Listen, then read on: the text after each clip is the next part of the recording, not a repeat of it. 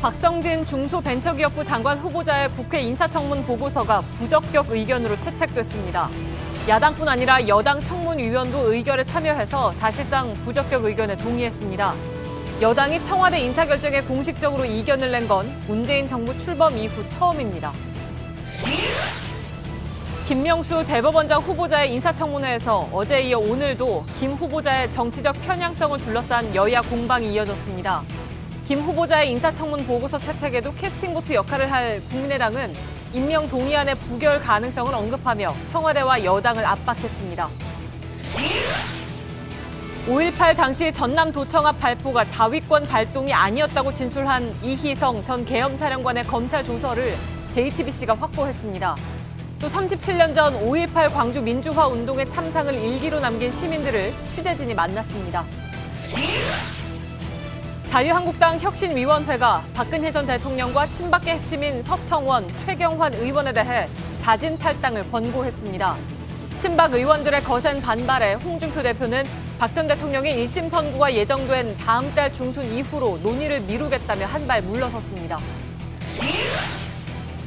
유엔 안보리가 새로운 대북 제재를 결의한 이후 미국 트럼프 행정부와 의회가 중국의 성실한 이행을 촉구하며 고강도 압박에 나섰습니다.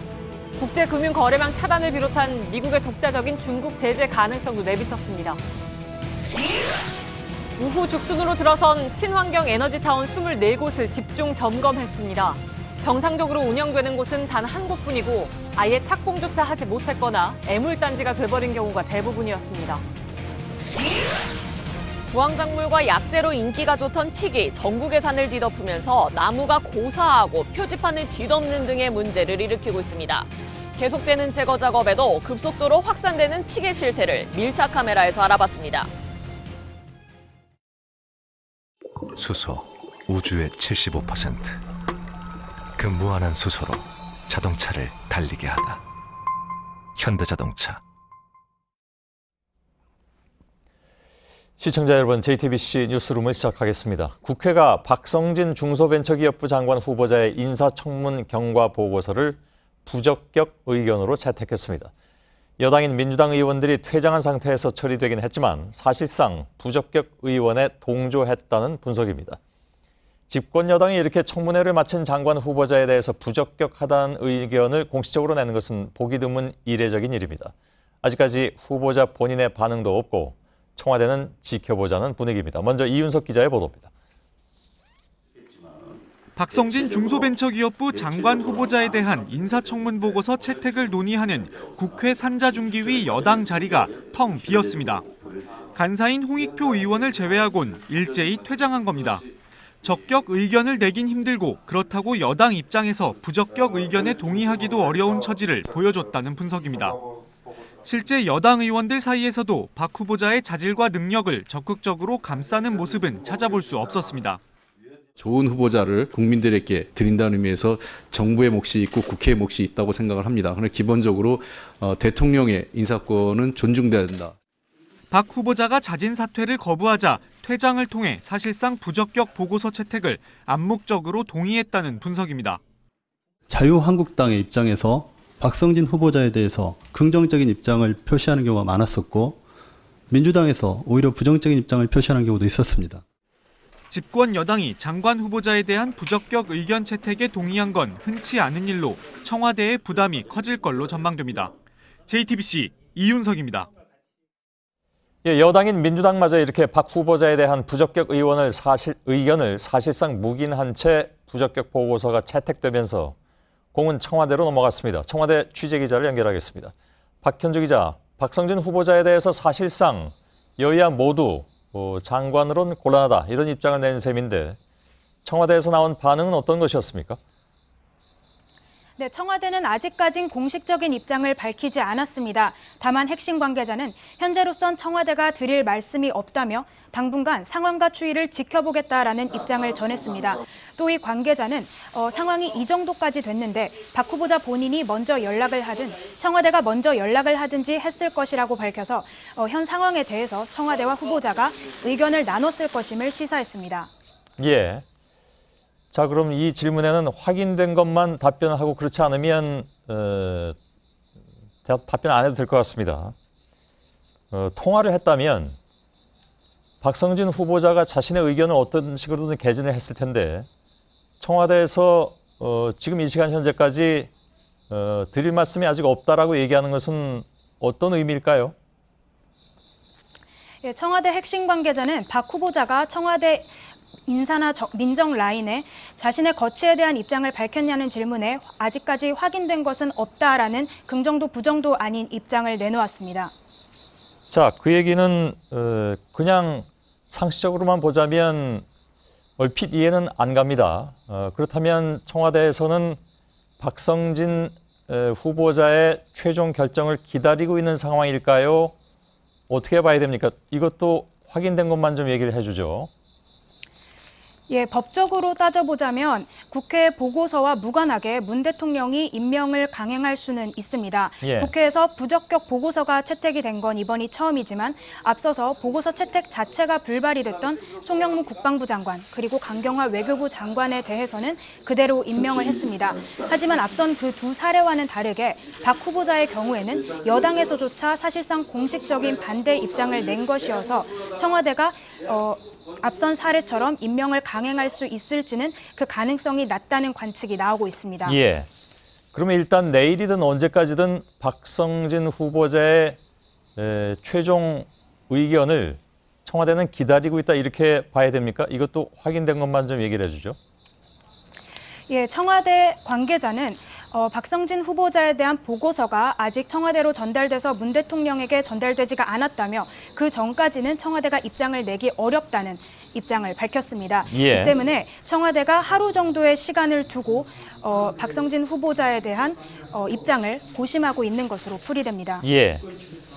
사실 이런 문제를 확인하기는 좀 어렵죠. 청와대가 그렇게만 얘기하고 있기 때문에. 다만 일반적으로 그렇게 분석이 될 수 있다라는 정도로 박현주 기자의 리포트를 듣도록 하겠습니다. 알겠습니다. 그나저나 계속 이렇게 좀 낙마 사례가 나오다 보니까 물론 아직 뭐 사퇴를 하거나 아니면 임명을 철회하지 않았기 때문에 낙마라고 표현하기는 어렵습니다만 아무튼 부적격자로 나오고 또한 엊그저께 헌재 소장도 결국은 부동의 처리가 돼버려서 청와대 내에서 혹은 청와대 주변, 예를 들면 여당이든 어디서든 인사에 대한 어떤 그 책임론 같은 것도 나옵니까? 예, 맞습니다. 만약 박성진 후보자가 낙마를 하게 된다면 현 정부 들어서 장관 후보자로는 안경환 조대엽 후보자에 이어서 세 번째 낙마 사례가 됩니다. 이 때문에 청와대의 인사 책임 자격인 조현옥 인사수석에 대한 책임 문제로 불거질 것으로 보입니다. 앞서 청와대는 안경환 후보자 낙마 이후에 인사추천위원회를 가동하기 시작을 해서 검증을 강화하겠다고 밝혔지만 그 이후에도 박기영 전 과학기술혁신본부장 그리고 이유정 헌법재판관 후보 그리고 현재 박성진 후보자에 대한 논란까지 인선 문제가 계속 불거져 왔습니다. 그때마다 조현옥 인사수석에 대한 책임론이 제기가 됐지만 청와대는 인사수석이 책임질 문제는 아니라고 선을 그은 바 있습니다. 예, 알겠습니다. 물론 청와대 입장도 예를 들면 인수위 시절도 없이 곧바로 넘어온 그런 측면들이 있다 보니까 이런 상황이 발생한다라는 이유를 내놓은 것으로는 알고 있습니다. 여기까지만 듣겠습니다. 박현주 기자였습니다. 오늘 부적격 보고서 채택 의결 과정에는 여당이 사실상 동의를 했다는 분석을 아까 전해드렸는데 좀 더 들여다봐야 할 부분이 여기에는 있는 것 같습니다. 국회 취재기자를 연결하겠습니다. 김혜미 기자가 준비하고 있습니다. 청와대가 지명한 후보자에 대해서 여당이 부적격 의견을 내는 것, 이건 뭐 굉장히 이례적인 일인 것 같습니다. 지금 사실상 부적격 의견을 낸 것이나 마찬가지인데 여당에서 어떤 얘기가 나오고 있습니까? 국회 쪽에서는? 네, 여당 의원이 참석한 가운데 부적격 청문 보고서가 채택된 건 이 장관 후보자에 대한 청문 제도가 도입된 이해 거의 볼 수 없었던 모습입니다. 정확히 말씀드리면 2003년 당시 고영구 국정원장 후보자에 대해서 여야 정보위가 합의로 부적격 의견을 채택한 이후로 처음 있는 일입니다. 그동안 장관 후보자들에 대한 부적격 의견이 채택된 경우는 많았습니다. 하지만 주로 여당은 적격 의견을 내다가 모두 퇴장을 하거나 아니면 부적격, 적격 양측의 의견을 모두 내는 경우가 많았습니다. 예. 자, 이런 결정을 내리기까지 여당 입장에서는 후보자 개인에 대한 평가도 물론 했을 테고 또한 여론의 흐름도 좀 지켜보고 그런 과정에서 이런 결과가 나온 것이라고 봐야 되겠죠? 네, 그렇습니다. 사실 이틀 전 박 후보자에 대한 청문회가 끝난 직후부터 여당 청문위원들은 부적격으로 어느 정도 의견을 모은 것으로 알려졌습니다. 하지만 입장 표명을 미룬 채 그 전체 회의를 여야 간의 협의를 어제에서 오늘 오전으로 그리고 오늘 오전에서 오후로 두 차례 연기했습니다. 박성진 후보자가 판단을 내릴 수 있는 시간을 준 건데요. 결국 설득에 실패하고 여야가 약속한 데드라인에 맞춰서 암묵적인 동의를 한 것으로 보입니다. 예.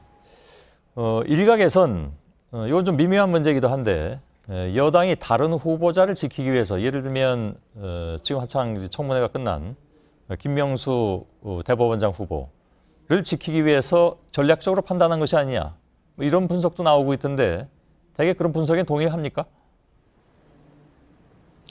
네, 그렇습니다. 만약에 박 후보자를 고집할 경우 오늘 인사청문회를 마치는 김명수 대법원장 후보자에 대한 임명 동의안 표결에 어느 정도 영향을 끼칠 수 있다. 이런 판단도 있었던 걸로 보입니다.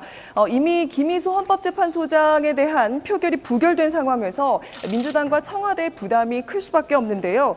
다시 한번 이런 부결 사태가 일어나는 건 막아야 되는 상황인 겁니다. 더불어 야당에도 일종의 명분을 줄 수 있다라는 분석인데요. 야당은 공식적으로 부인했습니다. 국민의당 손금주 의원은 박 후보자의 청문 과정에서 보여준 박 후보자의 태도로 결정한 것이라면서 이념이 아닌 자질이나 업무 능력에 대한 판단이 부적격이라고 강조했습니다. 예. 자, 그 문제는 바로 이어서 좀 얘기를 이어가야 될 것 같습니다. 김혜미 기자는 수고했습니다.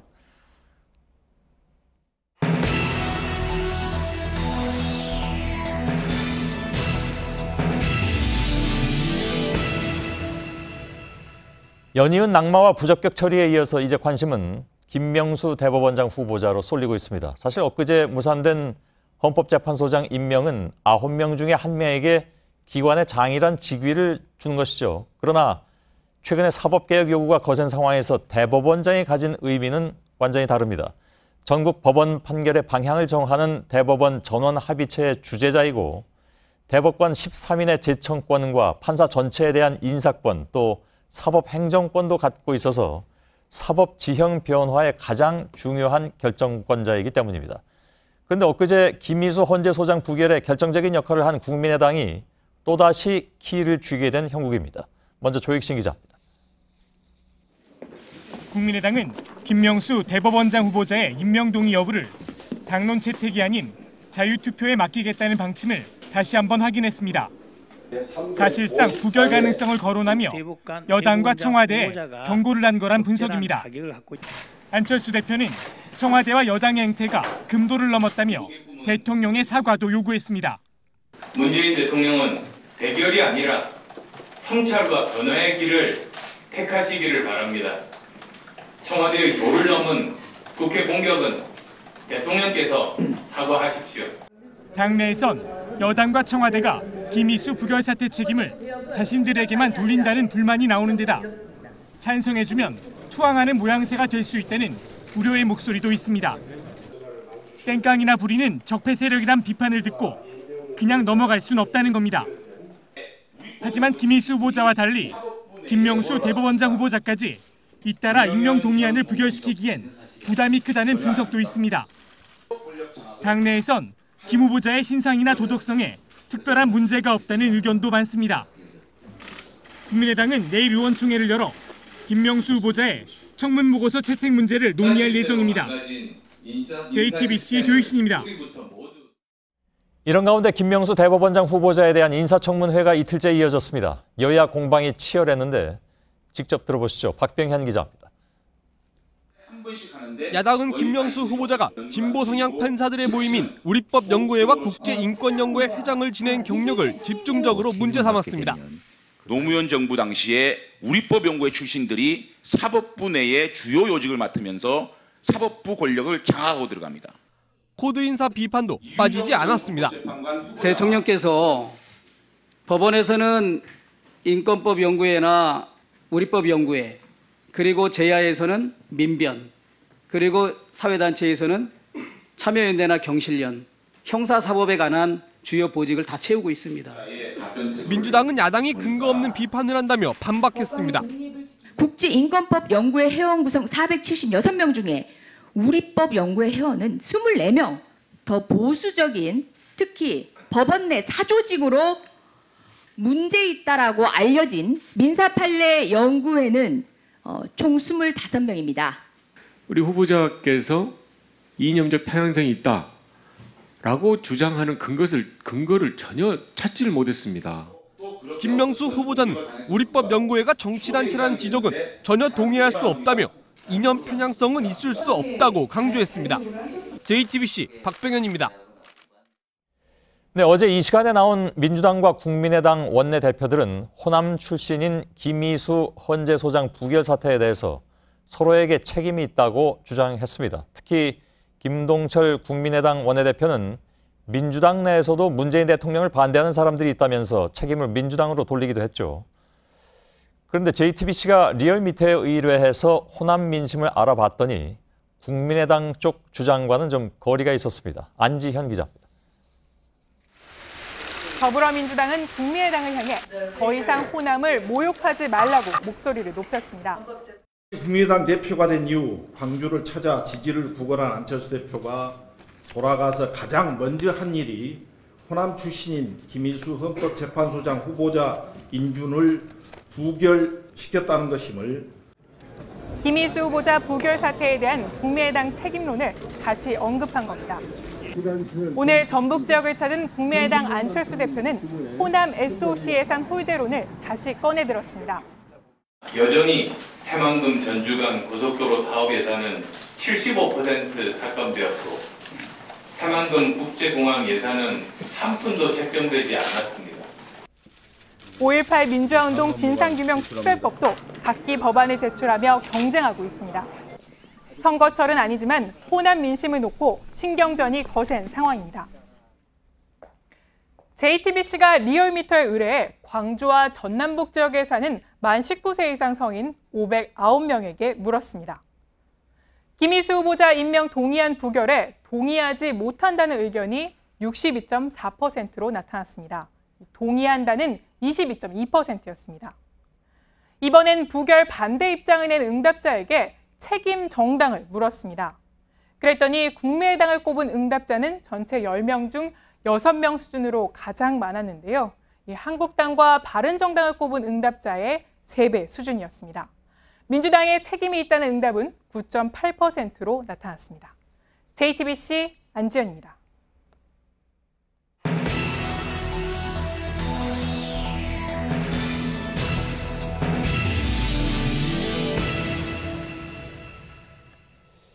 (1980년) 5.18 민주화운동 당시에 광주 교도소에서 계엄군들이 연행한 시민들이 숨지자 암매장했다는 전직 교도관의 증언이 나왔습니다. 5.18 암매장 의혹을 전면 재조사해야 한다는 목소리가 높아지고 있습니다. 국방부 5.18 특별조사위원회는 광주를 찾아서 현장 조사를 시작했습니다. 정진명 기자입니다. 신축 교도소로 이전하고 비어있는 옛 광주 교도소입니다. 이 교도소에서 근무했던 한 전직 교도관은 지역 일간지와의 인터뷰에서 군용 트럭에 실려온 시신이 곳곳에서 암매장되는 모습을 목격했다고 밝혔습니다. 군인들이 잔디를 걷어내고 구덩이를 파 시신을 묻었다는 구체적인 방법도 설명했습니다. 5.18 당시 광주 교도소 교도관은 제 뒤로 보이는 교도소 안 3곳에 다수의 사망자를 암매장한 것으로 추정된다고 증언했습니다. 추정지는 교도소장 관사 뒤편과 간부 관사로 향하는 비탈길, 교도소 감시대 옆 공터입니다. 그동안 광주 교도소는 유력한 암매장 장소로 지목됐습니다. 교도소장 관사 뒤편은 당시에도 암매장됐던 8구의 시신이 발견됐던 곳입니다. 이번에 당시 교도관의 증언이 나오면서 암매장 의혹에 대한 재조사가 필요하다는 목소리가 커지고 있습니다. 이런 가운데 국방부 5.18 특별조사위원회가 오늘 광주를 찾았습니다. 특조위는 헬기 사격 흔적이 발견된 전일 빌딩을 찾아 사실상 첫 현장 조사를 시작했습니다. JTBC 정진명입니다. 5.18 당시의 참상을 보여주는 자료는 꽤 많습니다만 당시 광주 시민들이 직접 쓴 일기장, 이것은 어떤 기록보다도 생생한 내용과 또 절절한 마음을 담고 있었습니다. 시민 5명의 일기장이 지금 5.18 기록관에 보관 중입니다. JTBC 취재진이 일기장의 주인공을 직접 만나봤습니다. 이지은 기자입니다. 주희택 씨는 1980년 5.18 당시 천주교 광주대교구 윤공이 대주교의 운전기사였습니다. 그가 당시 기록한 일기장은 세계문화유산으로 지정됐는데 지금 그 일기장은 5.18 광주민주화운동 기록관 수장고에 보관돼 있습니다. 주 씨는 광주 진상조사 특별위원회가 출범한 날 다시 일기장을 꺼냈습니다. 다시는 기억하지 않으려고 했지만 이제는 세상이 달라졌잖아요. 일기는 5월 18일부터 27일까지 9일간의 참상이 빼곡히 담긴 기도문 형식이었습니다. 항의하니까 노인도 때리더라고요. 젊은 사람은 아주 정말 죽도록 맞아서 거기서 잡아와요. 그래가지고 여기서 3일간 타작을 하는 거예요. 그런 부분들 때문에 굉장히 마음 아프시고 또 굉장히 마음이 아팠어요 그때. 일기장엔 공수부대의 만행과 시민의 아픔 그리고 전두환 씨에 대한 분노 등이 담겨 있었습니다. 또 다른 4명의 일기에도 당시 상황은 고스란히 기록돼 있었습니다.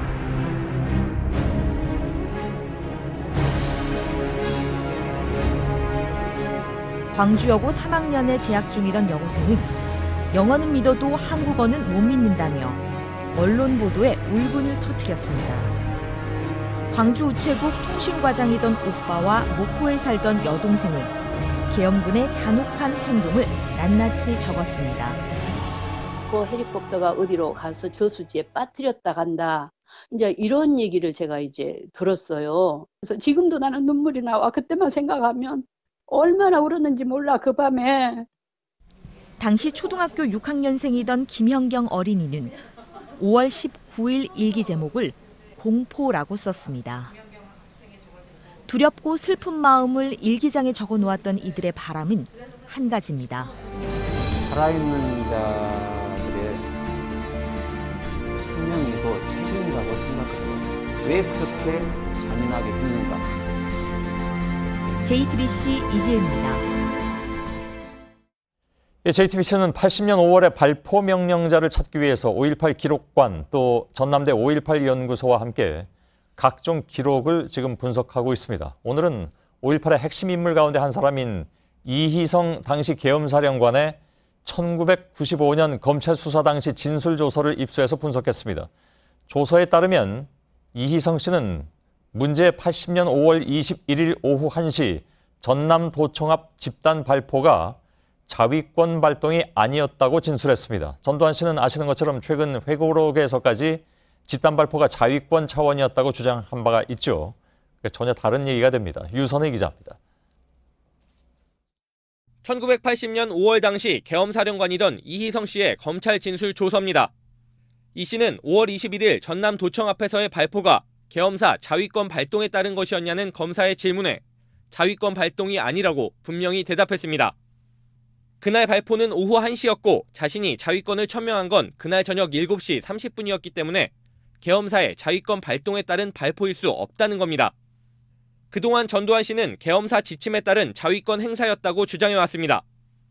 자위권 발동도 가능하다는 계엄사령부의 작전 지침이 지휘계통을 통해 가닥 자위권의 발동은 최악의 상황에서만 현지 지휘관의 사태 판단에 따라 당시 위급한 상황에 처한 전 씨는 회고록에서도 자위권을 강조했습니다.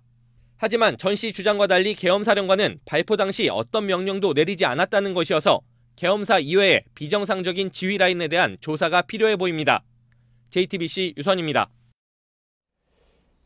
전해드린 것처럼 이희성 계엄사령관은 전남 도청 앞 집단 발포 당시에 자위권 발동 자체가 불가능했다 이렇게 말하고 있습니다. 결국 전시나 마찬가지인 계엄 상황에서 사령관의 지시 없이, 즉 계엄사의 지시 없이 시민을 향한 집단 발포가 이루어졌다는 얘기인데 이게 어떤 의미인지 유선의 기자와 짚어보도록 하겠습니다. 계엄하에서 계엄사령관의 지시니까 계엄사령관은 어찌 보면 이제 모든 행정이나 이런 것들의 제일 위에 있는 것이죠. 네. 계엄시에는. 근데 지시도 없이 총을 쐈다. 이건 좀 이해가 안 가는 상황이네요. 네, 당시 상황이 정상적이었다면 정말 불가능한 일입니다. 예. 말씀하신 것처럼 계엄령 하에서 계엄사령관은 거의 절대적인 권한을 갖고 있는데요. 예. 하지만 당시 기록과 여러 가지 정황 그리고 특히 이희성 계엄사령관의 검찰 조사에서의 진술 이것으로 불가능한 일이 이루어졌다는 게 지금 확인이 된 겁니다. 예. 당시 계엄사령관이 명목상으로는 최고의 권력자지만 그러나 그 뒤에 배후에 진짜 실력자가 따로 있었다는 얘기입니다. 예. 그 진짜 실력자가 전두환 씨다. 그런 얘기 아니겠습니까? 이희성 전 계엄사령관의 얘기로는. 네, 이희성 계엄사령관의 진술조서를 보면서 말씀을 드리겠습니다. 이희성 씨가 자기가 할 수 있는 일이 별로 없다 이렇게 얘기를 계속 하니까 검사가 이렇게 물어봅니다. 그렇다면 당신은 바지 사령관이었다는 얘기냐 이렇게 물어보니까 전두환의 말을 듣지 않고 사령관을 한다는 건 원초적으로 불가능했다 이렇게 대답을 합니다. 예. 심지어 전두환이 나를 도청할까 봐 두려웠다. 그리고 두려워서 육군 참모총장을 그만두려고 마음먹은 적도 있다. 이렇게 말을 했습니다. 예. 당시 국방부 장관, 그러니까 주영복 장관, 그 증언도 어저께 저희가 소개를 해드렸습니다만 주영복 장관하고 비슷한 얘기를 했던 그런 그 주 장관도 비슷한 얘기를 했던 걸로 얘기가 되는데 이희성 계엄사령관의 주장하고는 뭐 상당 부분 일치하는 그런 상황이군요. 네, 거의 완벽하게 일치를 한다고 볼 수 있습니다.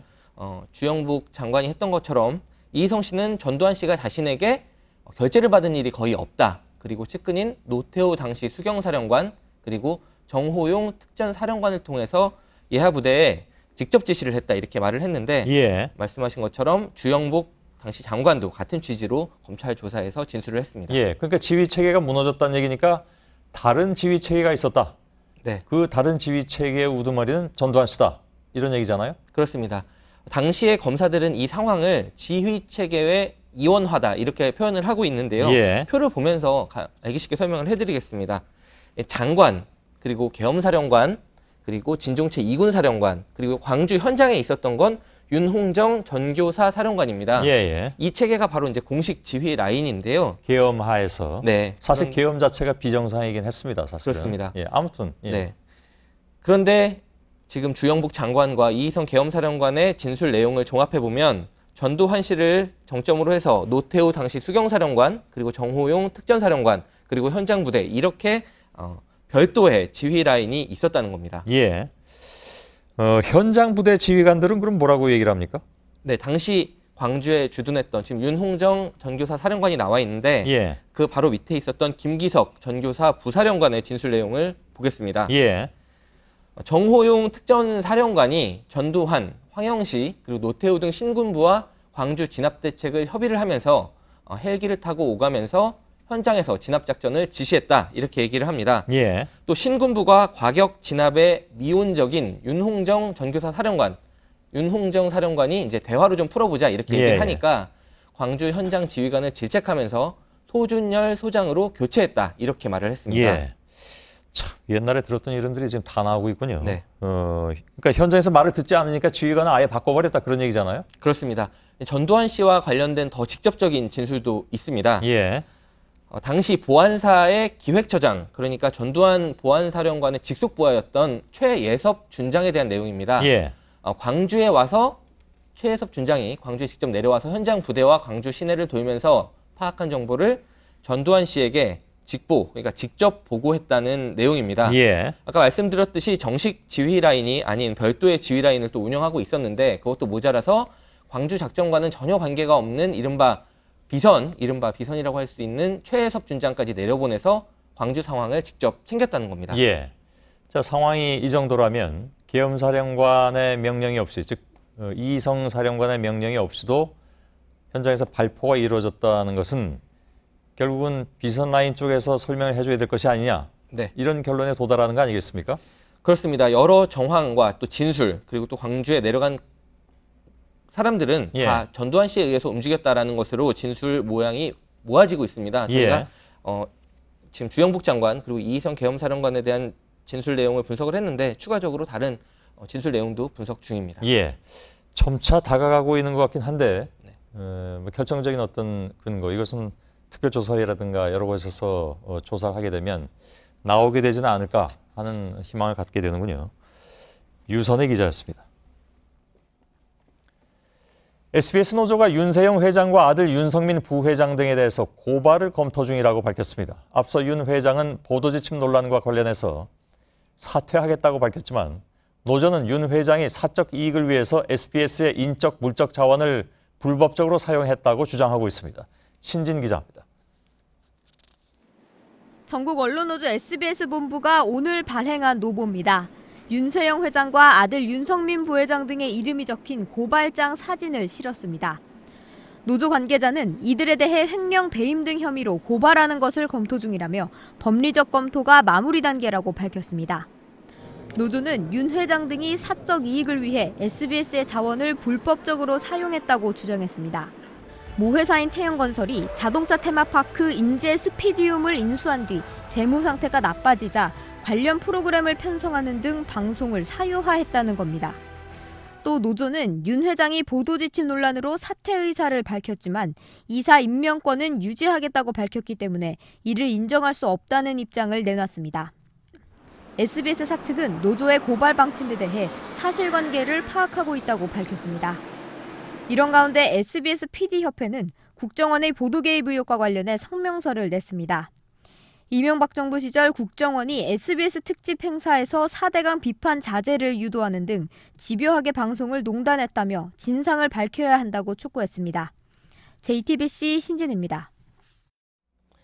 오늘로 열흘째로 접어든 MBC 노조의 파업 집회에는 이명박 정부 당시에 국정원 블랙리스트에 포함됐던 방송인 김재동 씨가 참석했습니다. 김 씨는 당시 국정원 직원으로부터 사실상 외압을 받았던 정황을 공개하기도 했습니다.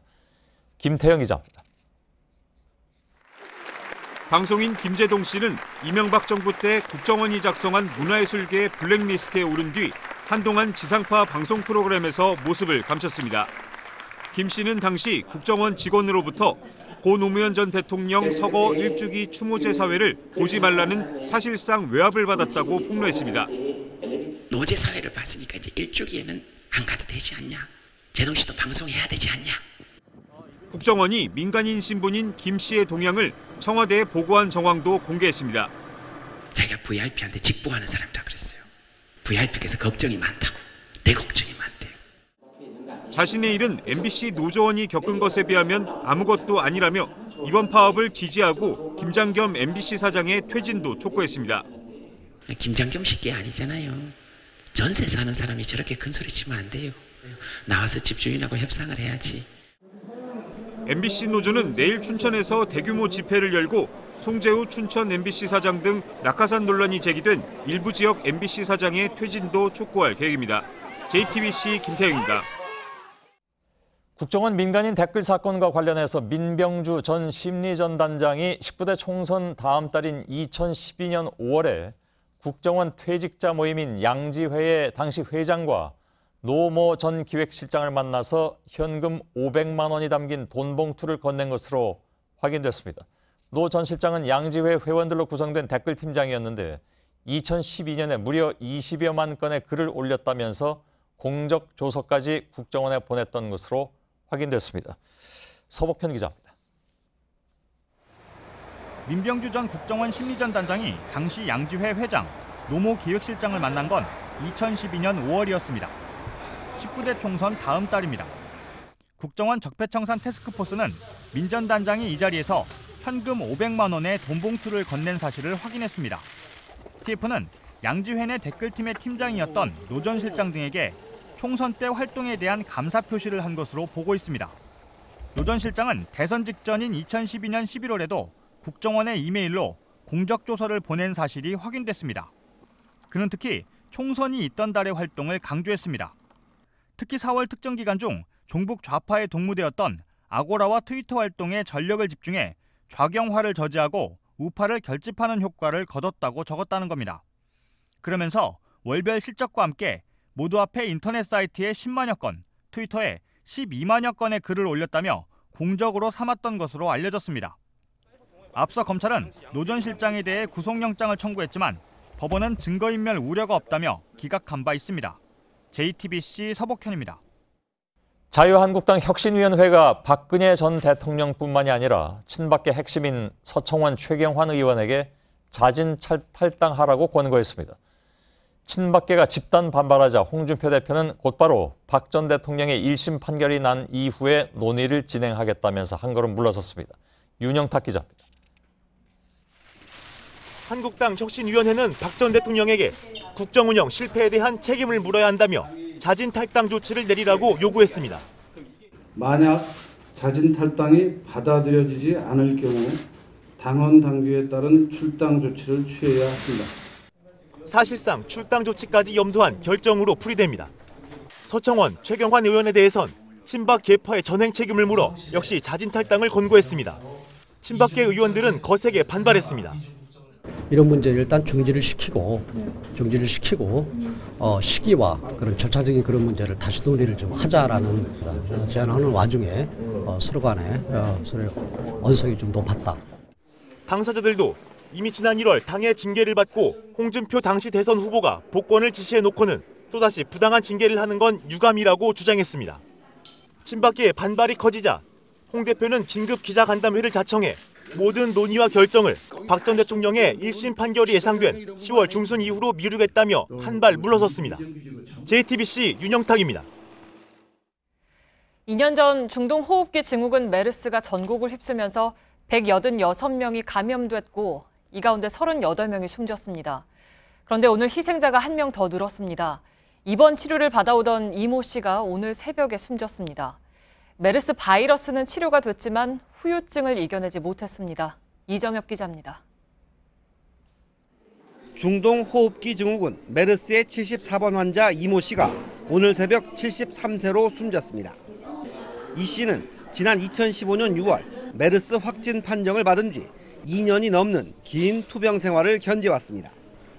치료 과정에서 메르스는 나았지만 폐섬유종과 심부전 등의 후유증이 발병했고 최근 상태가 급격히 나빠져 끝내 숨졌습니다. 당시 이 씨 가족들은 4명이나 메르스에 감염됐습니다. 이 씨의 부인 김 씨가 2015년 5월 급체로 삼성 서울병원 응급실을 찾았다가 73번 환자가 된 것이 시작이었습니다.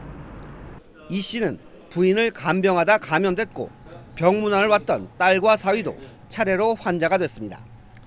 특히 이 씨의 딸은 당시 만삭인 상태에서 감염돼 가족들은 큰 충격을 받았습니다. 한 가정의 평화를 완전히 다 빼앗아 가버린 거예요.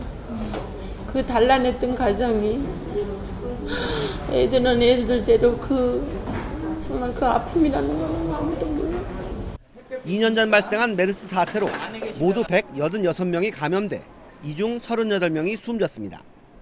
이 씨는 메르스로 인한 39번째 희생자가 됐습니다. JTBC 이정엽입니다. 네, 살충제 달걀이 또 나왔습니다. 지난달 농림부와 식약처의 전수조사에서 부적합 판정을 받았던 농가가 아닌 곳에서 나왔습니다. 전수조사 결과를 믿을 수가 있겠냐는 걱정이 커지고 있습니다. 윤정식 기자입니다. 이번에 적발된 계란은 경기도 여주시 안병호 농장의 맑은 계란 제품입니다. 유통기한이 이달 28일까지인 제품들인데 주로 서울에서 유통됐습니다. 계란 껍질에 표시된 난각 코드는 08 계림입니다. 이 계란을 수거해 검사했더니 살충제 성분 비펜트린이 기준치의 4배 초과 검출됐습니다. 지난달 농림부와 식약처는 전국 산란계 농가 전수조사를 통해 부적합 계란 생산 농가 52곳을 찾아냈습니다. 이후 농림부가 지자체들과 함께 유통 과정에 있는 계란을 수거해 재조사를 실시하고 있습니다. 이 과정에서 경남 양산 김옥순 농장과 경북 김천 제1농장, 이번 안병호 농장까지 총 3곳에서 생산된 계란에서 살충제 성분이 검출된 겁니다. 당초 실시한 정부의 전수조사의 신뢰성에 대한 의문이 제기될 수밖에 없습니다. 이번 추가 검사는 올해 연말까지 진행될 예정입니다. 농림부는 이들 부적합 계란 생산 농가들에 대해 역학조사를 통해 살충제 유통 경로를 파악하고 남은 계란들은 전량 회수, 폐기해 시장 유통을 차단하겠다고 밝혔습니다. JTBC 윤정식입니다. 오늘 새벽 경기도 양평철로에서 열차길이 추돌하는 사고가 났습니다. 기관사 1명이 숨지고 6명이 다쳤습니다. 앞차와의 간격을 유지해주는 자동 정지 장치를 시험 중이었는데 사고 당시에 이 장치가 작동하지 않았습니다. 강희연 기자입니다. 두 열차가 완전히 맞닿아 있습니다. 사고 충격에 열차가 찌그러지고 앞부분은 아래로 주저앉았습니다. 오늘 새벽 4시 50분쯤 경의중앙선 양평역과 원덕역 사이에서 열차 2대가 시험 운전을 하던 중 뒤에 오던 열차가 앞에 멈춰있던 열차를 들이받았습니다. 이 사고로 뒷차의 기관사 45살 박모 씨가 숨지고 두 열차에 나눠 타고 있던 철도 관계자 6명이 다쳐 병원으로 이송됐습니다. 사고가 난 구간은 평창올림픽을 앞두고 KTX도 운행할 수 있도록 보강 작업이 진행 중이었습니다. 열차 간격에 따라 속도를 줄여주는 자동정지 장치를 시험하던 중이었는데 경찰 조사 결과 사고 당시 뒷차의 자동정지 장치는 꺼져 있었던 것으로 파악됐습니다. 시험 운전을 했는데 하여튼 거기 뭐가 문제가 생겨서 사고가 난 거예요. 이게 안전해야지 나중에 열차 투입할 거 아니에요, 그죠? 만약 그때 가서 사고 났다면 대형 사고죠, 사실. 중단됐던 경의중앙선 열차 운행은 한동안 한쪽 선로만 운행하다 사고 9시간 뒤인 오후 1시 반이 돼서야 운행이 완전히 재개됐습니다. JTBC 강희연입니다.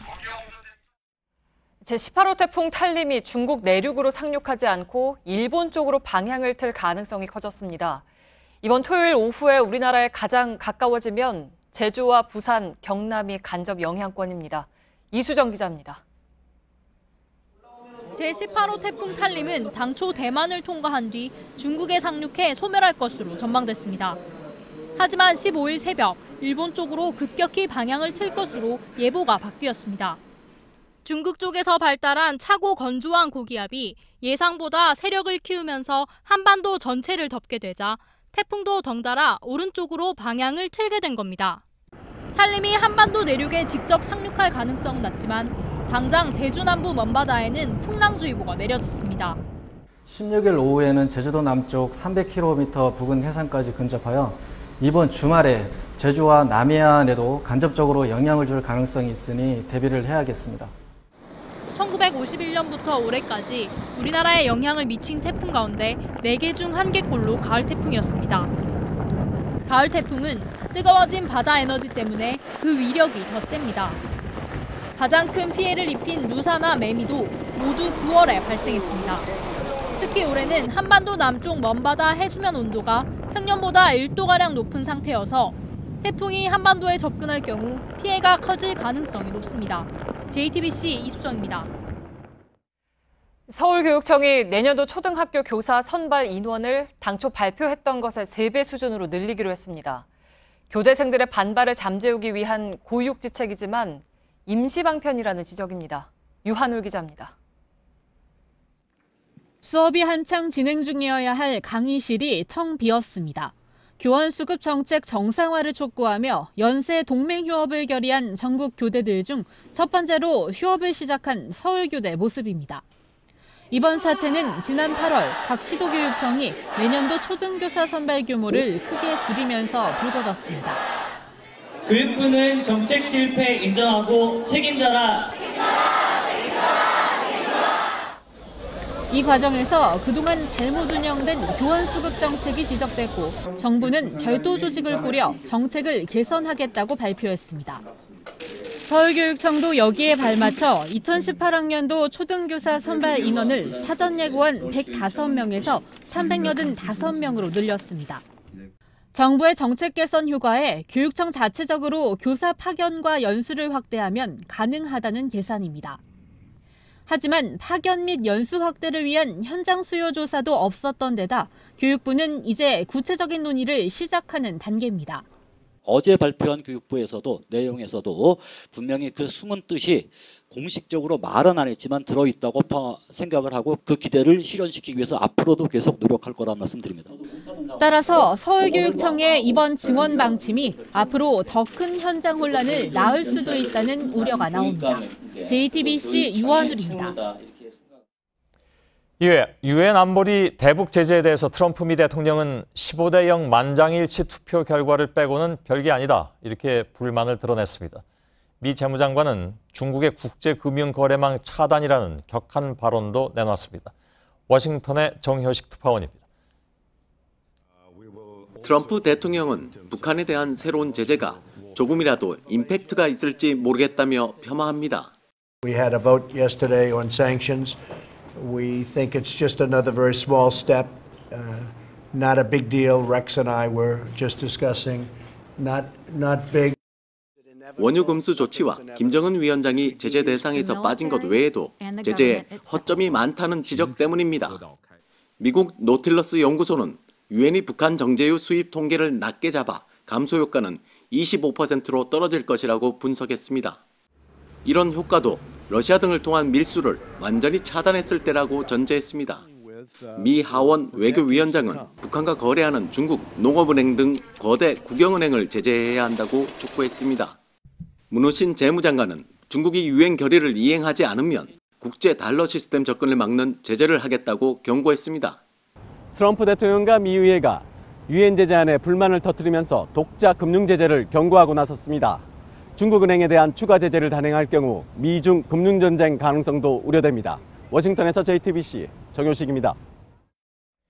북한은 오늘 외무성 보도 형식을 통해서 유엔 안보리의 추가 대북 제재 결의안을 균열히 규탄하며 전면 배격한다고 비난했습니다. 또 미국과 실제적인 균형을 이루어서 힘을 다져나갈 것이라고 덧붙였습니다. 북한의 오늘 반발은 평소보다 수위가 낮은 것으로 완화된 대북 제재 수위를 감안해서 강도를 낮춘 것이 아니냐, 이런 평가가 나오고 있습니다. 도널드 트럼프 미 대통령이 오는 11월 한국을 방문할 것으로 보입니다. 청와대 측은 트럼프 대통령이 11월에 중국과 일본 방문 때 우리나라도 방문하는 방안을 논의했다고 밝혔습니다.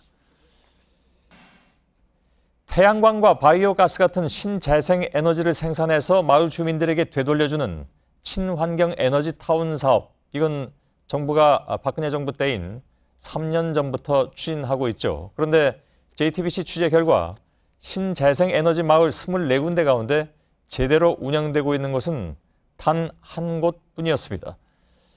왜 실패한 것인지 박소연 기자가 현장 취재했습니다. 석탄 화력발전소가 밀집해 있는 충남 보령시 오천면입니다. 지난해 발전소의 미세먼지를 줄이겠다며 친환경 에너지타운을 조성하기로 했지만 무산됐습니다. 가축 분뇨를 연료로 만들어 석탄 대신 석탄 화력발전소에 연료로 공급할 예정이었습니다. 수익은 마을 주민들에게 돌아갈 예정이었는데요. 친환경 에너지타운이 들어설 자리였던 이곳은 공터로 남아 있습니다. 가축 분뇨를 말려 친환경 연료를 만드는 데 끌어다 쓰는 전기가 더 많아 한 해 4억 원의 적자가 예상됐기 때문입니다. 판단을 잘못한 거지. 처음에는 고체 연료를 만들어서 발전소에다 납품을 하는데 그 단가도 안 맞고. 막상 문을 연 친환경 에너지 마을도 자체 생산한 태양광 전기 대신 한전에서 전기를 공급받고 있습니다. 현재 570kWh의 전력을 생산하고 있습니다. 구름이 꼈던 1시간 전보다 약 200kWh 전기를 더 생산하고 있는 겁니다. 이렇게 날씨 영향에 따라 최대 10배가량 차이를 보이고 있습니다. 생산한 전기를 보관하는 장치가 비싸고 기술적으로도 부족한 게 결정적 이유입니다. 정부는 이 마을에만 312억 원을 투입했지만 한 해 생산하는 전기로 버는 돈은 1억 원 정도입니다. 이처럼 정부가 지정한 친환경 에너지타운 24곳 가운데 한 곳을 빼고는 사업이 무산되거나 변경, 지연되고 있습니다. 하지만 환경부는 친환경 에너지타운을 늘리겠다며 내년도 예산 70억 원을 편성했습니다. JTBC 박소연입니다. 중국에서 스모그가 만연한 지역에 거주하는 사람들의 평균 수명이 그렇지 않은 곳에 비해서 3년가량 짧다는 연구 결과가 공개됐습니다. 남의 일만 같진 않지요. 이 소식은 이한주 기자가 전해드립니다. 노란빛을 띤 거대한 연무가 베이징 도심을 덮칩니다. 미세먼지와 초미세먼지가 가득한 스모그입니다. 스모그가 실제 평균 수명을 단축한다는 연구 결과가 나왔습니다. 미국 시카고대 에너지 정책연구소 분석 결과 화이어강을 기준으로 북부 거주민의 평균 수명은 남부보다 3.1년 짧았습니다. 겨울철 석탄 난방이 집중된 북부 지역에서 스모그가 호흡기 질환은 물론 뇌졸중 발병률을 끌어올린 것으로 조사됐습니다. 연구는 2004년부터 2010년까지 중국 150개 도시에서 광범위하게 진행됐습니다. 스모그로 대기 중 미세먼지가 세제곱미터당 10마이크로그램 넘어설 때마다 기대 수명은 7개월 넘게 단축된다고 연구진은 밝혔습니다. 미세먼지가 세계보건기구 권장 수준으로 낮춰지면 베이징은 6.4년, 할비는 6.9년까지 지역민의 수명이 늘어나는 것으로도 분석됐습니다. 올 상반기 중국 환경보호부 조사 결과 북부 지역에서 대기오염과 관련된 기업과 공장의 70%에 달하는 14,000개 업체가 환경 기준에 미달했고 4,700곳은 아예 무허가인 것으로 드러났습니다. JTBC 이한주입니다. 기업들이 하반기 신입 채용 규모를 늘린다고는 했지만 현장에서는 아직 체감하기가 어렵습니다. 청년 실업률이 18년 만에 최고를 기록했고 실업자 수도 다시 100만 명대로 늘었습니다. 이주찬 기자입니다. 대학 졸업 후 취업 도전 3년 차인 최태승 씨는 오늘도 입사원서를 작성하고 도서관에서 공부하는 일과를 보냈습니다. 부모님 손 벌리기 싫어서 알바도 하고 남들처럼 스펙도 쌓고 인턴도 하고 취업 스터디도 하고 있는데 취업이 쉽지 않으니까 좀 어렵네요. 서울에서 열린 금융권 채용 박람회에는 구직자 등으로 하루 종일 붐볐습니다. 인턴 한 4번 정도 하고 스피치 학원도 다니고 면접 스터디도 따로 하고 그렇게 준비를 했는데 취업이 쉽지는 않은 것 같습니다. 지난달 15살에서 29살 청년층의 실업률은 9.4%를 기록했습니다. 8월달 수치로는 IMF 외환위기 직후인 1999년 8월 이후 가장 높습니다. 취업준비생은 69만 5천 명, 구직단념자는 48만 4천 명으로 1년 전보다 모두 6만 명가량 늘었습니다. 실업자도 2달 만에 다시 100만 명대로 올라서는 등 전반적인 일자리 사정도 나빠졌습니다. 특히 건설업의 부진이 한몫했습니다. 올해 들어 매달 10만 명 수준이었던 건설업 취업자 증가폭이 3만 명대로 축소됐습니다. 지난달 비가 오는 날이 많았던 게 영향을 미쳤다는 분석입니다. 임대업과 숙박, 음식업 등 서비스업도 취업자가 줄었습니다.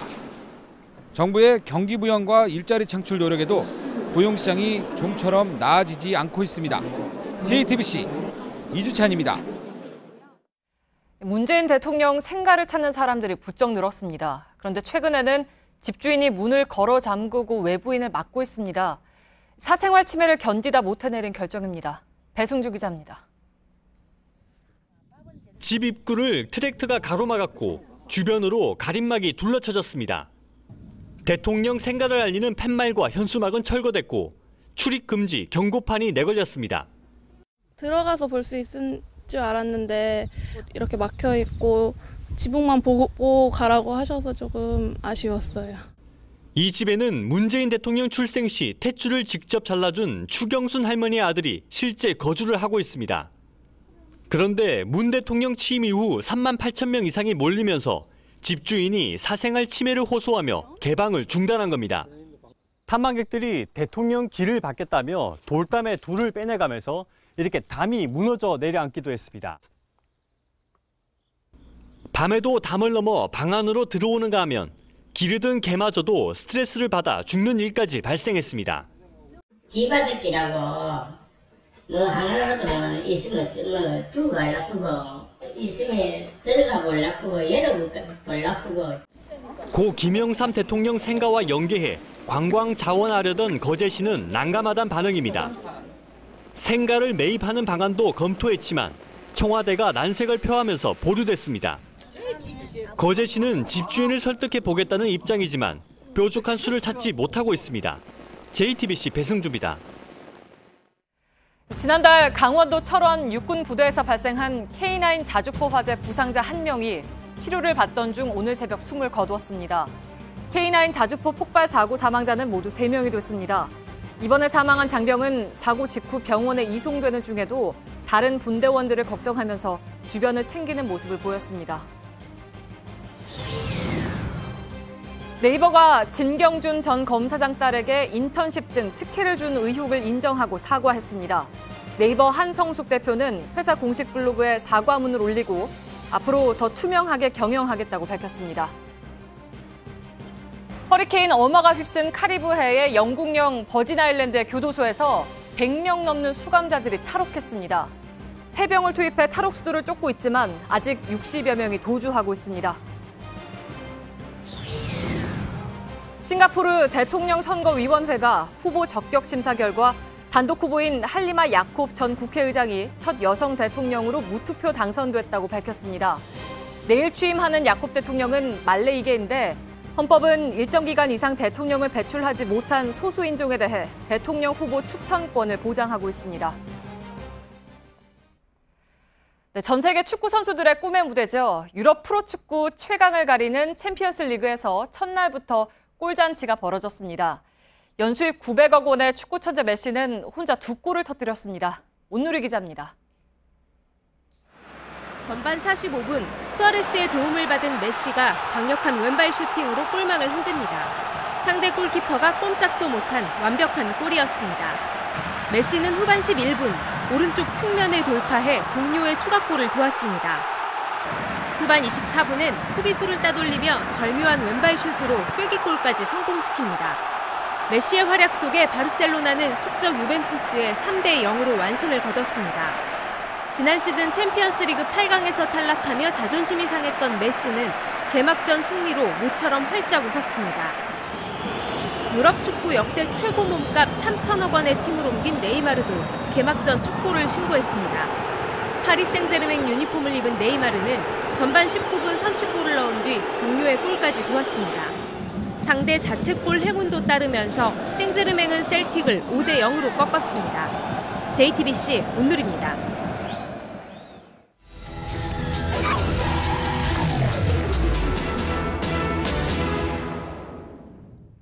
네, 오늘 밀착카메라는 천덕꾸러기가 된 칡나무를 담아왔습니다. 오래전부터 구황작물과 약재로 쓰였지만 너무 많아진 게 문제입니다. 제거를 하고는 있지만 역부족입니다. 밀착카메라 구혜진 기자입니다. 전남의 한 야산입니다. 작업자들이 무언가를 자르고 파내는데 한창입니다. 갓 캐낸 칡입니다. 이 겨울에도 뿌리가 죽지 않아서 보릿고개에 유용한 구황작물로 쓰였고요. 요즘에는 몸에 좋다고 해서 약재로 쓰이기도 하는데요. 바로 이 칡이 요즘 천덕꾸러기가 되고 있다고 합니다. 산비탈 전체가 칡덩굴로 포장된 듯 점령당했고 가로변의 나무들은 무슨 나무인지 알아볼 수 없을 정도입니다. 칡덩굴에 갇힌 나무들은 햇빛을 받지 못해 광합성이 불가능합니다. 칡덩굴이 소나무 위를 완전히 뒤덮고 있어 이 아래쪽에는 햇볕이 전혀 들지 않고요. 그래서인지 이 소나무 아래쪽이 솔방울만 남긴 채 완전히 죽어 있습니다. 도로변까지 내려온 덩굴은 교통 표지판도 뒤덮었습니다. 여길 보면 칡덩굴에 둘러싸여 표지판인지도 잘 알 수 없지만 이렇게 헤쳐보면 금방 좌회전 급커브가 나타난다는 표지를 보실 수 있고요. 좀만 더 따라와 보시면요. 네, 이쪽에 낙석을 주의해야 한다는 표지판도 칡덩굴에 가려 잘 보이지 않습니다. 표지판을 보지 못한 운전자들은 당황하기 일쑤입니다. 나무가 많다 보니까 이정표가 잘 안 보이더라고요. 그래서 잘못 보고 넘어온 거예요, 이쪽으로. 그래서 지금 뭐에 홀린 것 같아요. 덩굴류가 분포한 산림은 2012년 11,300여 헥타르에 불과했지만 올해는 21,000헥타르로 5년 만에 배 가까이로 늘었습니다. 몇 년간 이어진 폭염으로 칡이 좋아하는 고온 다습한 기후가 갖춰지면서 번식력이 왕성해졌기 때문입니다. 예전만 못한 칡의 인기도 덩굴류 확장에 한몫합니다. 옛날 같이 이제 없이 살고 골라 시대 때는 요 도로가 여러 개 없었죠. 다 배다가 짐승 주고 그래버렸지. 지금 먹기가 살기가 서로 이제 좋다 보니까 이런. 산림청도 칡 제거 작업을 집중적으로 펼치고 있지만 번식 속도를 따라잡지 못하고 있습니다. 덩굴 식물인 칡은 씨앗뿐 아니라 줄기와 뿌리로도 번식하는 데다 완전 제거도 쉽지 않기 때문입니다.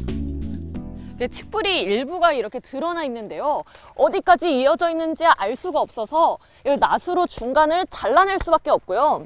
이쪽을 보시면 칡뿌리를 아무리 잡아당겨도 뽑히지가 않습니다.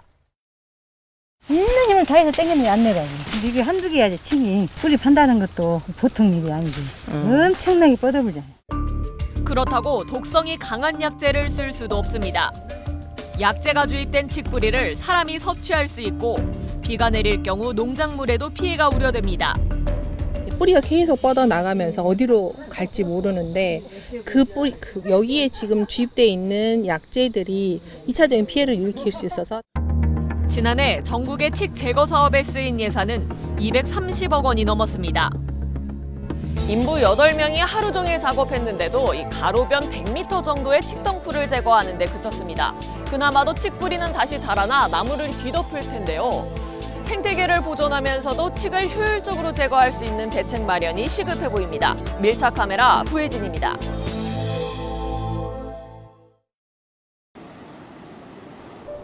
햇볕, 먼지, 야근, 남친. 피부 때문에 신경 쓸 게 늘어나는 나이.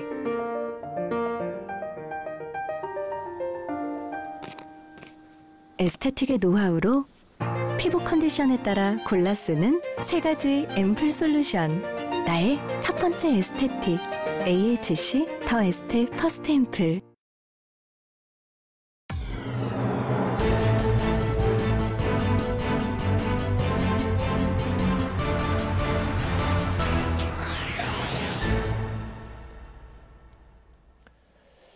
뉴스룸의 앵커 브리핑을 시작하겠습니다. 무려 1억 6천만 년 동안 지구의 주인이었던 공룡의 뼈를 잘라보면 그 단면에는 대부분 무늬가 그려져 있다고 합니다. 나무에 나이테가 있듯이 뼈에도 1년에 하나씩 만들어진 선이 있는데 학자들은 이를 통해서 공룡의 나이를 알 수가 있고 또 나이테별 뼈의 두께를 계산해서 공룡의 크기를 유추하기도 합니다. 사실 공룡이란 오늘을 살고 있는 우리가 알지 못하는 미지의 생물체입니다. 다만 영화나 책을 통해서 그 거대함을 상상하거나 혹은 빙하를 타고 서울 쌍문동으로 내려와 살았다는 귀여운 아기 공룡을 떠올릴 뿐이죠. 지구의 나이는 6천년. 신앙적 입장이란 단서를 달긴 했지만 오늘 부적격 의견으로 국회 청문 보고서가 채택된 중소벤처기업부 장관 후보자의 입을 통해서 지금으로부터 6,600만 년 전 멸종됐다던 공룡은 오늘의 세상으로 다시 소환됐습니다. 물론 개인의 신앙은 존중받아야 함이 마땅하고 또 종교는 검증의 대상이 아니라고 할 수는 있겠으나 그곳은 다른 곳도 아닌 중소벤처기업부였고 생명공학과 관련된 기업의 지원 등을 결정할 때 과연 그가 가진 종교적 신념이 영향을 미칠 가능성은 없는 것일까? 논란이 됐던 역사관과 사회관은 바꿀 수도 있다 하더라도 종교적 믿음은 어찌할 것인가? 그래서 다시 떠오르는 지구 나이 6천년 그리고 공룡. 창조과학자들은 그래서 공룡이 살던 시대에 인간이 존재했음을 증명하기 위한 지질학적 증거를 찾고 있다고 하는데 살짝 다른 시각에서 본다면 그 증거는 너무도 손쉽게 찾아낼 수 있을 것도 같습니다. 공룡은 멸종되지 않았다. 창조과학자는 아니라지만 그 역시 같은 이야기를 한 바 있었죠. 이정모 서울시립과학관 관장에 따르면 공룡을 조류형 공룡과 비조류형 공룡으로 구분할 경우에 비조류형 공룡, 즉 새가 아닌 공룡은 6,600만 년 전에 완전히 사라졌지만 조류형 공룡, 즉 새들은 여전히 우리와 함께 살아있다는 것입니다. 그리하여 오늘을 사는 공룡은 우리에게 아름다운 노래를 들려주기도 하고 따지고 보면 어제 즐기셨을지도 모를 그 안주 역시 실은 공룡 튀김이었다는 사실.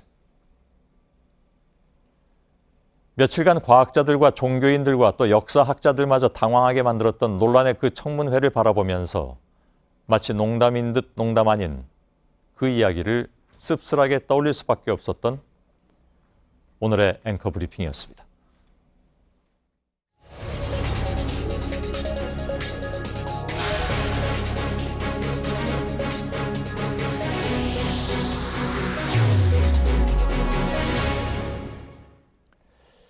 자, 국회가 박성진 중소벤처기업부 장관 후보자에 대한 부적격 의견을 담은 청문 보고서를 채택했다는 소식, 오늘의 톱 뉴스였습니다. 그 사이에 뭐 변한 얘기는 없을까요? 박성진 후보자로부터는 어떤 얘기가 혹시 나왔을지 이것도 좀 궁금하고 국회 취재 기자를 연결하겠습니다. 김혜미 기자가 지금 연결되어 있습니다. 자, 이제 자연히 궁금증은 여야가 부적격 의견을 내린 박성진 후보자의 거취 문제로 옮겨가게 되는데 지금까지 청와대 또는 박 후보자의 입장이 나온 게 있습니까? 네, 말씀하신 대로 이 보고서 채택 이후 여당 의원들은 공은 국회를 떠났다라고 전했습니다. 하지만 청와대나 박성진 후보자는 아직까지 입장을 내놓지 않고 있습니다. 청와대가 상황과 추이를 지켜보겠다라고만 밝힌 가운데 여권에서는 오늘은 아닐 것이라는 얘기가 나옵니다. 다시 말해서 입장이 나온다면 청문 보고서가 국회에서 청와대로 넘어가는 내일쯤이 될 것이라는 분석입니다. 물론 청와대가 국회가 부적격 보고서를 채택한 것과 상관없이 임명을 강행할 수는 있습니다. 하지만 여권에서는 당청 간의 갈등으로 비춰질 우려를 감안할 때 그럴 가능성은 낮다라고 보고 있습니다. 예, 아까 청와대에 연결했던 박현주 기자의 얘기를 다시 좀 되돌이켜 보면 아마 청와대 쪽에서 담당 수석실과 또 이 박성진 후보자 간에 어떤 그 통화가 있었던 것 같긴 한데 거기서 어떤 얘기가 나왔는지는 구체적으로 얘기를 내놓지 않고 있고 청와대는 지켜본다 이런 얘기만 내놓고 있습니다. 근데 지금 김혜미 기자의 얘기를 또 들어보면 여권에서는 이 여권은 아까 오늘 중으로 사퇴한 일은 없을 것이다라고 여권에서 얘기가 나왔다고 하는데 그건 여당뿐만이 아니라 청와대도 포함해서 여권이라고 얘기한 겁니까? 네, 그렇습니다. 예. 자, 그러면 그 얘기를 종합해 보면 이걸 제가 여기서 추측을 해야 될 일은 아니긴 하나 박현주 기자와 김혜미 기자의 얘기를 들어보면 양쪽의 얘기에서 오늘은 적어도 사퇴 안 한다라는 것이 얘기가 대충 정리가 됐다는 얘기인데 오늘이라 봐야 얼마 남진 않았습니다만 그럼 내일 김혜미 기자가 얘기한 그 부적격 청문 보고서가 청와대로 넘어가는 시간은 언제쯤입니까? 네, 그 부분은 내일 오전 중이 될 것으로 보이는데요. 예. 정확하게는 확인한 이후에 다시 말씀을 드리겠습니다. 알겠습니다. 뭐 오전 중에 가든 오후에 가든 간 다음에 그러면 후보자는 자기의 거취를 얘기한다 뭐 이렇게 정리가 되는 것 같은데 그 얘기는 다시 뒤집어 얘기하면 청와대가 임명하지는 않을 것이라는 얘기로 다시 자연스럽게 추측이 가는 그런 상황이 아니겠습니까? 모르겠습니다. 이게 전체적 상황은 늘 추측, 예상 이런 것으로 얘기하는 경우가 좀 많기 때문에 어쩔 수 없이 그렇다면 그렇게 정리할까요? 그러니까 보고서가 넘어간 다음에 사퇴를 하든 근데 임명까지는 안 갈 것이다라고 했으니까 어떻게 얘기를 해야 됩니까? 네, 조금 전에 전해드린 것처럼 예. 현재 여당에서 부적격 의견을 공식적으로 표명한 만큼 만약에 청와대에서 임명을 강행할 경우에 당청 갈등으로 비춰질 우려가 있습니다. 예. 이런 부분은 청와대나 여당 쪽에서도 모두 부담을 느낄 수 있는 부분이기 때문에 임명 강행 가능성은 낮다고 여권에서는 보고 있습니다. 예, 알겠습니다. 당연히 뭐 그런 정도로만 얘기를 할 수밖에 없는 상황이긴 한 것 같습니다. 워낙 이 문제가 좀 첨예하게 지금 얘기가 걸려 있어서 그래서 궁금증이 자꾸 생겨서 질문을 하고 있는 겁니다.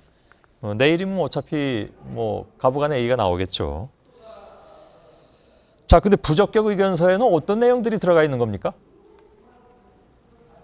네, 보고서에는 박 후보자가 뉴라이트 관련 인사의 참석 적절성에 대한 충분한 판단 없이 학내 세미나에 초청한 것은 책임성 부족이라는 지적이 있었습니다. 예. 또 역사관이나 과학관에 대해서 양립할 수 없는 모든 양쪽 입장을 모두 취하는 등 정직성과 소신이 부족하다라는 의견이 있었는데요. 일부 여당 의원은 이런 표현들에 대해서 인격 모독이라면서 문제를 제기하기도 했습니다. 예, 알겠습니다.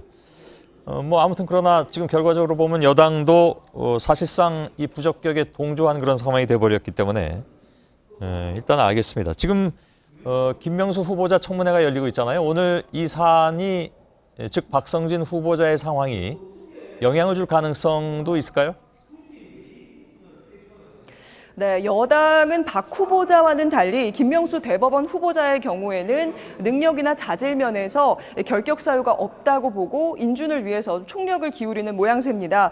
오늘 회의에서도 자유한국당이 박 후보자의 자질만 보고 판단했다는 점을 강조하면서 청문 과정에서 후보자의 신앙과 역사관을 지적하지 않아야 한다라고 말을 했는데요. 그 말을 바로 여당 간사인 홍익표 의원이 대법원장 청문회 때도 그렇게 해달라면서 요구하기도 했습니다. 예, 알겠습니다. 대법원장 임명의 경우에는 그 정치적 그 영향이 굉장히 크다는 것을 저희들이 일부에서 차근차근 짚어본 바도 있습니다. 결과 좀 지켜보도록 하죠. 김혜미 기자였습니다. 잘 들었습니다. 5.18 당시 계엄군이 사망한 시민들을 암매장하는 것을 직접 봤다. 이런 전직 교도관의 증언 소식을 앞서 일부에서 전해드렸습니다. 당시 집을 나갔었지만 돌아오지 못하는 가족들이 상당히 많습니다. 이 부분을 누구보다도 잘 알고 있는, 그러니까 지난 오랜 세월 동안 암매장 됐을 것으로 추정되는 사람들을 직접 찾아왔던 분, 정수만 5.18 유족 회장을 잠시 전화로 연결하겠습니다. 정수만 전 회장님 나와 계시죠? 네, 안녕하세요. 예. 광주교도소에 전직 교도관이 시민들의 암매장 장소로 지목한 곳 세 군데입니다. 제가 말씀을 드리자면 잘 알고 계시겠습니다만 교도소장 관사 뒤편, 그리고 간부 관사로 향하는 비탈길, 또 한 곳이 교도소 감시대 옆에 공터, 이렇게 세 군데입니다. 그런데 세 군데 중에 한 곳인 교도소장 관사 뒤편에서는 이미 시신 8구가 발견되기도 했습니다. 나머지 두 군데도 그 정수만 회장께서 직접 가보셨을 텐데 이미 제보가 있었던 곳입니까? 네, 그렇습니다. 제보는 있었던 것이고요. 그 관사 옆에 있었던 것은 그때 당시 그 목격을 했던 그 사병하고 직접 그 현장을 가봤어요. 그때는 이미 그 지형이 상당히 바뀌어져 있었는데 평평해졌고 그 나무도 많이 심어져 있었어요. 근데 거기는 1980년 5월 30일 날 그 계엄 분소에서 광주시에 이게 통보를 해가지고 시체 8구를 수거를 하도록 이렇게 했던 곳입니다. 그래서 그곳에서 8구 시신이 발굴이 됐고요. 그 발굴된 시신은 조선대학교로 이동을 해서 거기서 검치를 했습니다.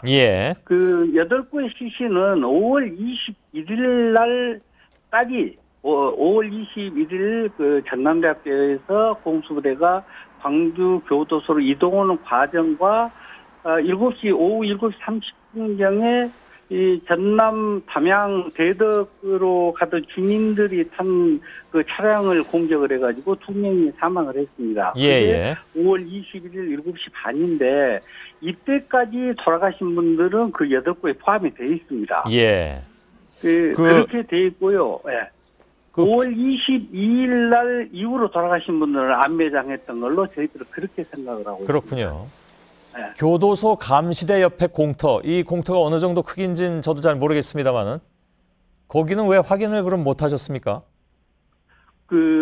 이게 절차가 좀 약간 까다롭습니다. 발굴을 하기까지는 검찰과 경찰의 협조와 또 땅 주인들의 허락을 받아야 돼요. 그리고 이러한 작업을 광주시에서 전부 하고 있습니다. 근데 이 정확한 장소가 제공이 되면 할 수 있습니다. 그러나 어디 부근, 어디 쪽 이렇게 해버리면 그쪽을 다 볼 수가 없습니다. 그러니까 그 교도소 감시대 옆 공터는 너무 넓어가지고 다 확인을 못 하셨습니까, 그때? 그런 점도 있고요. 또 그 부분은 5월 24일 날 공수부대가 퇴각을 하고 24단 부대가 들어왔거든요. 근데 거기 24단이 주둔해 있던 그 부대원이 하나가 제보를 해줬어요. 거기에서 엄청 악취가 많이 났었다. 라고 이렇게 이야기를 해줬는데 저희들이 그쪽까지는 확인하지 못했고요. 그 바로 교도소 앞 야산에 또 암매장을 했습니다. 이것은 그 3명이 그 암매장 된 시체로 나왔어요. 예. 나왔는데 2분은 확인이 됐고요. 1분은 확인을 하지를 못했습니다. 예. 그래서 암매장은 분명히 그쪽에서 이루어졌다라고 저희들은 생각하고요. 또 이제 그 근거로는 80년 5월 31일 계엄사에서 발표한 내용을 보면 광주 교도소에서 27명이 사살됐다라고 이렇게 주장을 했습니다. 예. 그 발표문에 했는데 군 기록을 또 보면 28명으로 돼 있어요. 예. 근데 어쨌든 그 27명에서 11분만 시체로 나온 거예요. 예. 그리고 나머지 16 내지 17분은 나오지 않았다라는 것이거든요. 알겠습니다. 그러니까 예. 그 당시에 당국에서 발표한 숫자보다도 적게 시신이 발굴이 됐기 때문에 네. 다른 사람들은 지금 어디에 있는 것인지조차도 알 수가 없다.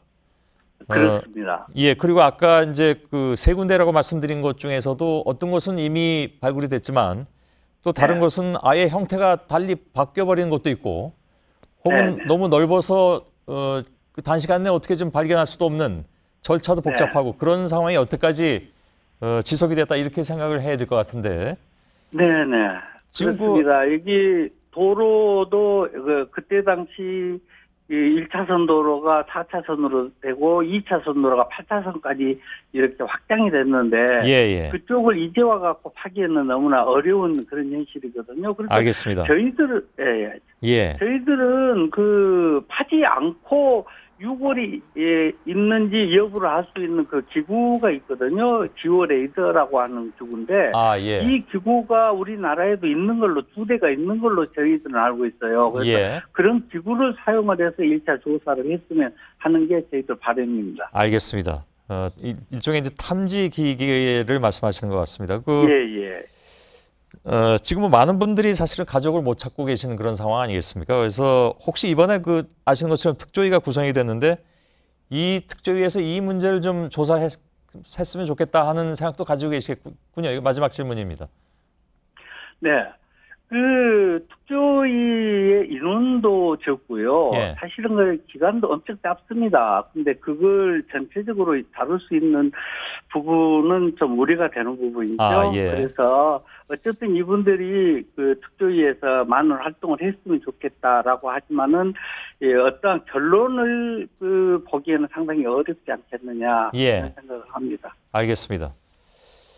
그런 아쉬움이 있다 이런 말씀이시겠죠. 네. 정수만 5.18 유족회장이셨습니다. 고맙습니다. 네, 감사합니다. 예.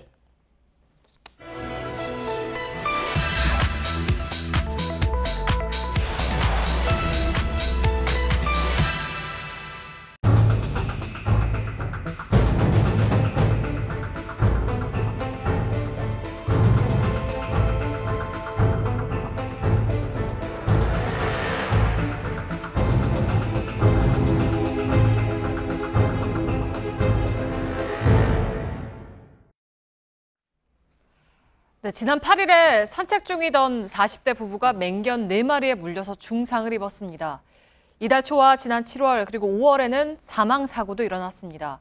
우연한 사고로 보기에는 잦습니다. 해외 뉴스에서는 드문 일들이 우리에게는 왜 반복되는 건지 맹견 관리 기준이 허술한 건 아닌지 확인을 해봤습니다. 오대영 기자, 최근에는 거의 한 달에 한 번꼴로 일어나고 있죠? 그렇습니다. 문제는 맹견 사고에 대한 공식 집계가 없어서 현황 파악조차 쉽지 않다는 겁니다. 그래서 저희가 언론에 보도된 사망 사건을 하나씩 확인해 봤습니다. 2003년에 7세 남아가 맹견에 물려 숨졌고 2005년엔 아동 4명, 2006년 6세 여아가 숨졌습니다. 2007년 2건, 2008년 1건, 2009년 1건, 또 2013년과 15년에 2건씩 올해 3건으로 사망 사고가 끊이지 않고 있습니다. 네, 그러니까 이게 사망 사고만 생 거니까 아마 부상자까지 합치면은 더 이제 많아질 텐데. 그렇죠. 지금 규정은 어떻게 되어 있습니까? 일단 법으로는 규정이 없습니다. 네. 그 하위 개념인 시행 규칙으로만 돼 있는데 총 5종과 그 개의 잡종을 맹견으로 분류하고 있습니다. 도사견, 아메리칸 핏불테리어, 스테퍼드셔 불테리어, 아메리칸 스테퍼드셔 테리어, 그리고 로트와일러 등입니다.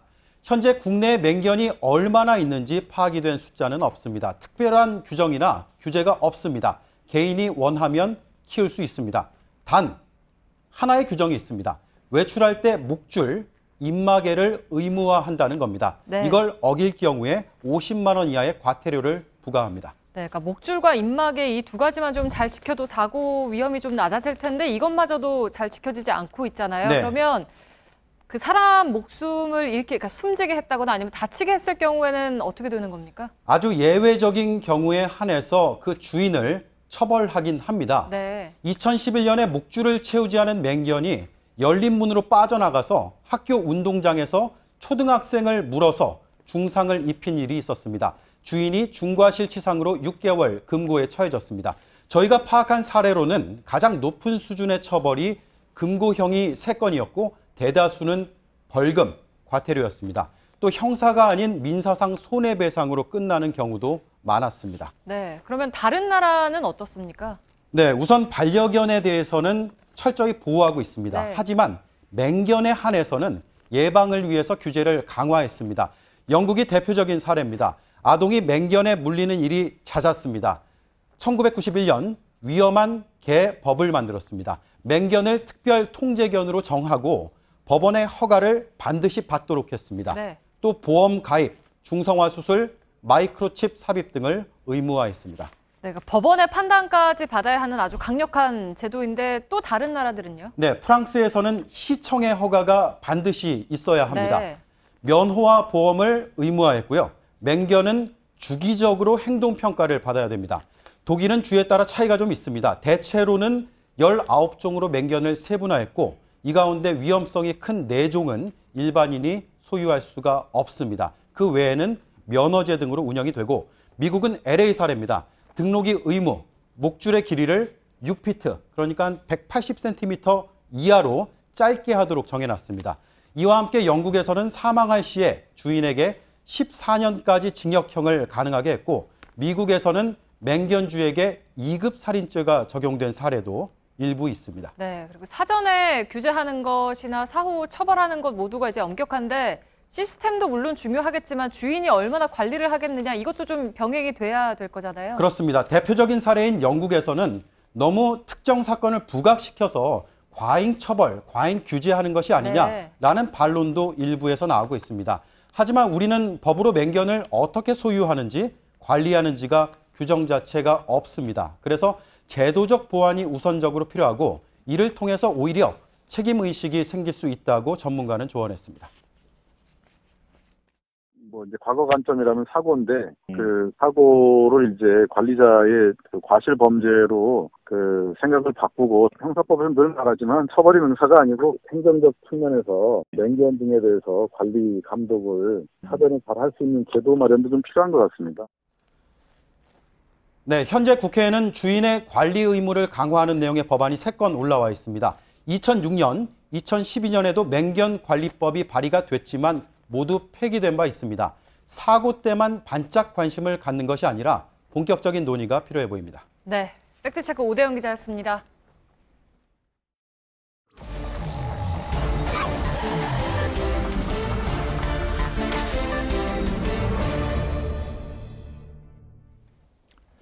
비하인드 뉴스 시작하겠습니다. 박성태 기자가 나와 있습니다. 열어보죠. 예, 첫 번째 키워드는 증인이 된 판사입니다. 아, 판사가? 예. 예. 오늘 김명수 대법원장 후보자의 이틀째 인사청문회가 열렸었는데요. 현직 판사가 증인으로 국회에 출석을 했습니다. 예. 오현석 판사인데요. 사법개혁을 요구하면서 10하루 단식을 했던 판사인데 야당에서는 김명수 대법원장 후보자와 관련이 있는 것 아니냐라며 증인으로 불렀는데 야당 쪽에서 불렀다는 얘기군요. 예. 아무 관련은 없었습니다. 청문회 모습을 잠깐 보도록 하겠습니다. 예. 친밀도 어느 정도 취하십니까? 친분 없습니다. 김명수 후보자 가서 단식 그만하라. 그 한마디 단식을 그만합니까? 그분께서 저에게 뭐 중단하라는 말씀을 하신 적이 없습니다. SNS에 재판이고 정치고 정치적 없는 법과는 환상이다라는 글은 올린 적 있죠. SNS가 아닙니다. 그러니까 예, 기본적인 사실관계가 다 틀렸었는데요. 질문은 아주 기세 좋게 의원들이 했는데 답변은 뭐랄까요? 저런 상황은 어떻게 받아들여야 될지. 예. 글을 올린 건 이제 SNS가 아니고 내부 게시판에 올렸던 그건 겁니다. SNS는 분명히 아니죠. 예, 그렇습니다. 연관이 있다면 김명수 대법원장 후보자와 오현석 판사는 두 명 다 국제인권법 연구회의 소속이었습니다. 오 판사는 지금 나온 상황이고요. 근데 이곳이 회원이 약 480명 정도 됩니다. 그리고 김명수 후보자는 사법연수원 15기, 오현석 판사는 35기이기 때문에 연배 차이도 꽤 나기 때문에 같은 회원이라는 것 빼고 개인적인 친밀도를 따지기는 어려운 상황인데 무리하게 현직 판사를 국회 증언대에 세운 겁니다. 그 현직 판사가 증인으로 이렇게 나온 거는 처음 보는 것 같은데요? 헌정사상 처음입니다. 아, 그런가요? 그래서 사법부에서도 사법부의 독립을 훼손할 수 있다며 반대를 했는데 야당에서 밀어붙인 겁니다. 김명수 후보자와 오 판사가 별 관계가 없는 것으로 나오자 야당에서는 오 판사가 사법부의 블랙리스트를 공개하라며 했던 단식, 또 법원 내부의 게시판에 사법부의 독립과 관련된 글을 올린 것들, 저 글인데요. 재판과 정치, 법관 독립에 관한 글인데 저런 글을 따져 물으면서 사법부 개혁에 대해서 얘기를 했습니다. 사실상 법원 내에서 좀 진보적 활동을 했던 오 판사를 김명수 후보자 인사청문회 증언대에 세운 겁니다. 상황이 이러자 민주당의 백혜련 의원은 정치적 상황 때문에 오 판사를 증인으로 출석하게 해서 죄송스럽다며 대신 사과했습니다. 졸지에 오 판사 청문회가 돼버린 듯한 뭐 그런 느낌도 주는군요. 자, 두 번째 키워드는요? 네, 두 번째 키워드는 김제동의 자괴감입니다. 앞서 리포트에서도 봤는데 김제동 씨가 이명박 정부 시절 국정원으로부터 직접적으로 받았던 협박에 대해서 오늘 처음으로 본인이 언급을 했습니다. 당시 김 씨는 또 국정원에 대해서 약간의 자괴감도 느꼈다고 말을 했는데요. 직접 들어보겠습니다. 예를 들면 18시 30분 설해마을 김제동 만나 이렇게 저한테 보냈어요. 그 제가 전화했어요. 문자 잘못 보내신 것 같습니다. 그러니까 김제동 씨 사찰한 것을 김제동 씨한테 보고한 뭐 그런 상황이 돼버린 거군요. 아마 내부 상관에게 보고할 건데 김제동 씨 생각을 하다가 문자를 잘못 눌렀을 것으로 보입니다. 국정원의 어처구니 없는 실수 등은 예전에도 꽤 있었습니다. 대표적인 것이 2011년 인도네시아 대통령 특사단이 방문을 했을 때 당시 호텔에서 노트북을 뒤져서 정보를 빼온다고 했다가 호텔 직원에 걸려서 숨어 있다가 경찰에 체포되기도 했습니다. 국정원이 문자는 빨랐겠지만 몸은 느렸다, 이런 해석이 요즘 나오고 있는데요. 허술한 국정원이어도 하지만 현실적인 협박은 직접적인 공포를 준다는 것을 오늘 김제동 씨가 좀 얘기를 했는데 당시 국정원의 협박에도 불구하고 김제동 씨는 노무현 전 대통령 일주기 추도식 때 저렇게 사회를 봤습니다. 하지만 협박을 거절했을 때 그 당시에는 호기롭게 거절했지만 다음날 공황장애를 겪기도 했다. 그러면서 공포를 다시 확인을 했습니다. 뭐 누구나 느끼는 그런 감정이겠죠. 김제동 씨는 오늘 뭐 재흉도 많이 봤다고 하는데 박성태 기자가 그건 소개를 안 해주셨군요. 고맙습니다. 세 번째 키워드. 세 번째 키워드는 나쁜 놈들 전성시대입니다. 오늘 홍준표 자유한국당 대표가 페이스북에 올린 글인데요. 잠깐 보면 현재 정부가 적폐청산과 그리고 검찰 코드 인사를 통해서 좀 독주를 한다, 이런 메시지를 하고 나쁜 놈들 전성시대를 연상시키는 이런 조폭식 국가 운영은 오래 갈 수가 없다, 이렇게 얘기를 했습니다. 오늘 아침 회의에서도 문재인 정부를 나쁜 놈들 전성시대라고 비판을 하기도 했습니다. 그래서 왜 이렇게 강도 높은 비판을 하는지 봤는데 페이스북 글 말미에 또 이런 부분이 있습니다.